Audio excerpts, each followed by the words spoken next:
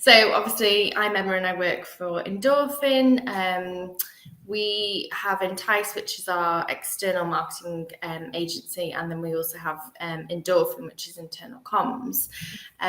So it's really nice to be chatting with you today, Marianne. Thank you for fitting us in, because I know you're really busy. So you are employee communications, that's your background, that's your history. So can you tell us a little bit more about sort of your career to date and what drew you to working in internal comms in particular? Yes, definitely. So I actually started my career off at Mulberry, which was in more of an external communications role. It was quite varied at that time, so kind of really focusing on kind of corporate communications, financial launches, brand launches, but also the internal comms side of things. And at that kind of period in time, though, there wasn't really much of a thing as kind of like an internal comms kind of standalone function. So a lot of roles were kind of having to do everything. But it was in this kind of role where I kind of saw firsthand the difference that kind of really thought out internal comms could make to engaging employees and achieving kind of business goals. So that's when I really thought to myself, this is the area I really like to focus in, kind of longer term. So kind of following that, I was at Mulberry for around 5 years, and then I managed to secure my first kind of solid internal comms manager job at the BBC. And I was there over the next 8 years, kind of working my way up and gaining experience in lots of different areas of the BBC, finishing off in BBC News, which was a real career highlight.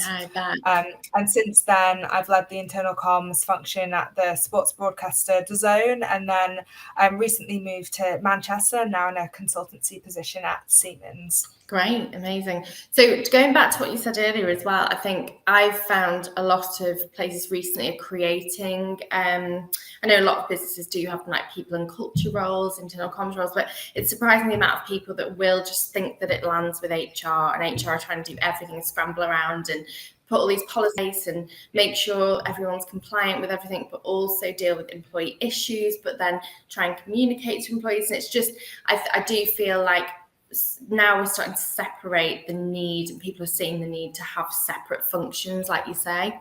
Yeah, which is great. And definitely seeing more kind of senior internal comms roles within businesses, which is really good. Yeah, that's really, really good. And long may it continue. Because essentially everybody's a people business, aren't they? So if you're not communicating with your people, you're at risk of sort of facing issues around retention, even recruitment. So we've found a lot of people we chat to are like, we're having all these issues, I'm not sure why, and we're like, well, how do you communicate? And they're like, we don't really. So we're like, so important. So why do you think, just in your own words, why you think internal comms and having that function is important to businesses? I know you have worked with quite large businesses, so on scale as well, why it's so important? Yeah, I think definitely. I think, from my experience from working with, senior leaders across, like you said, kind of large kind of global organizations, I mean, you could have the best strategy in the world, but if your employees aren't bought into it or don't really understand how what they do themselves day to day contributes to what they're trying to achieve, then you're really fighting a losing battle.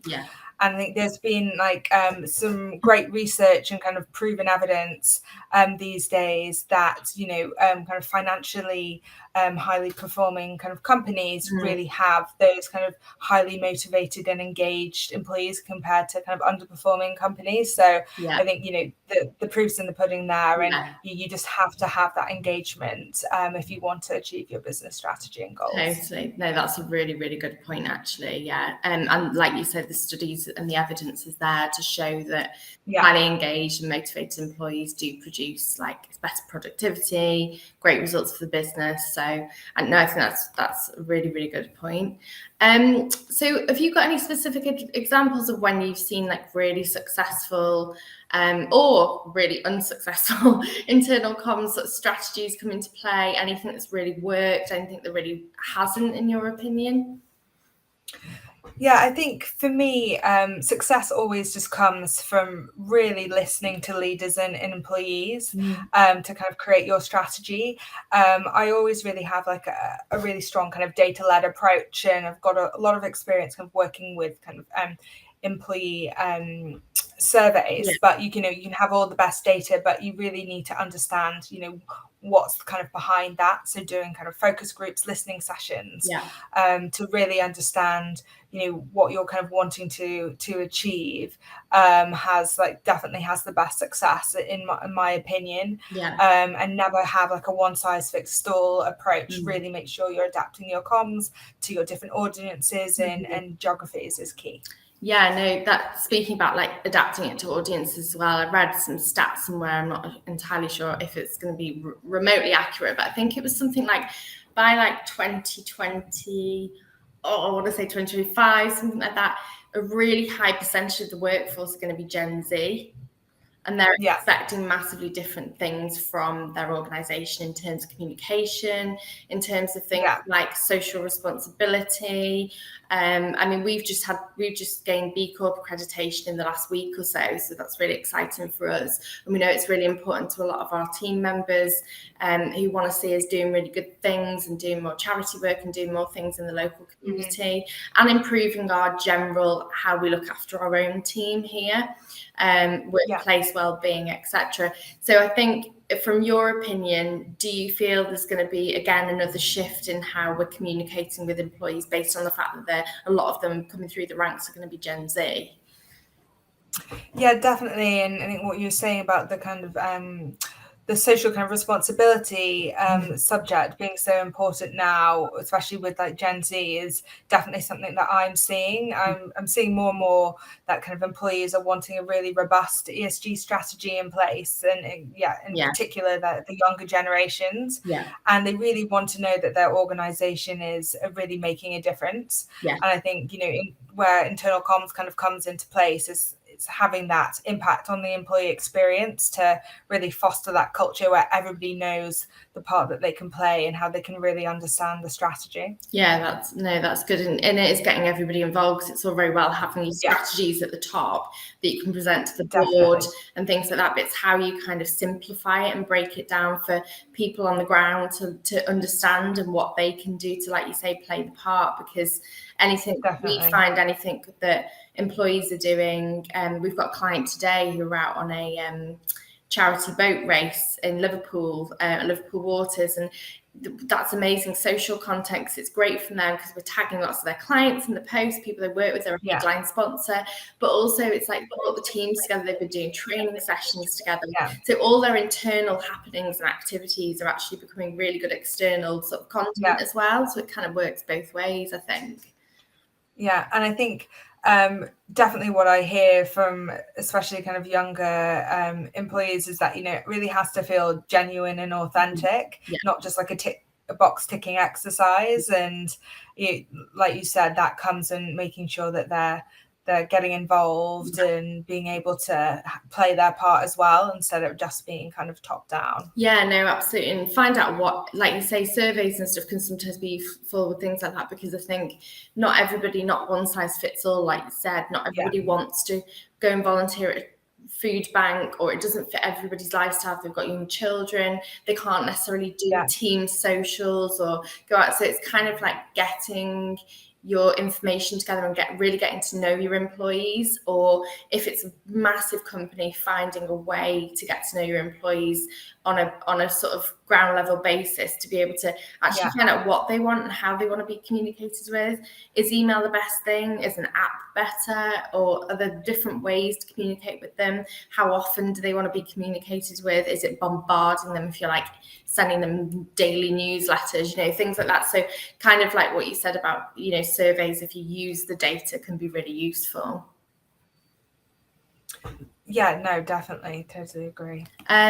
So in terms of top tips for sort of leaders wanting to communicate better with their teams, have you got any sort of good advice, to where to start, where to begin? Yeah, I think it's very similar really in terms of the listening piece. I always say to to leaders is, really to get out there, get on the shop floor, join different team meetings, really find out, how people are feeling, how your business strategy is landing, how, your comms approach is, and then really kind of adapting throughout that. I think, visible leadership is something that always comes up in employee surveys and when you speak to people. So just really having that kind of authentic visibility as a leader is really important. Yeah. I think the other thing is throughout my career, I've led the communications on a lot of change and transformation projects. And the one thing I always say to leaders is like, never be scared to kind of say that you don't have all the answers. I think, when you're running change or even in a crisis, saying nothing is often the worst thing that you can do, because inevitably people always fill in the gaps, and, that can lead to even more uncertainty. That's a really good point, actually. When people don't say, but then office whisperings go on, or there's, it just goes Chinese whispers mad, and people are just like create their own stories about what's happening with the business. I sometimes wonder about, with everything that's just gone on recently with Wilkinson's. You think there must have been whisperings on the ground for a while. I wonder how they manage like crisis management, like you're saying. Crisis communications are so crucial, even if, like you say, they hold their hands up and they don't say they say they don't have all the answers. You're better to say something than nothing, 100%. Yeah, definitely. Okay, that's really interesting, actually. So we talked about Gen Z and things like that, but sort of lastly, I just wanted to find out what your predictions were for the future of internal comms, because we've got things like AI creeping in now. People are using like AI to make training videos and explainer videos. We've seen a few clients doing that. I just wondered if you had anything that you saw creeping in that was going to be like new in sort of the world of internal comms. I think, there's a lot of talk around kind of AI and things like that. And I think my kind of own experience in, kind of speaking to peers, it's something that I think, we can really lean into, but also kind of won't take over from our own expertise.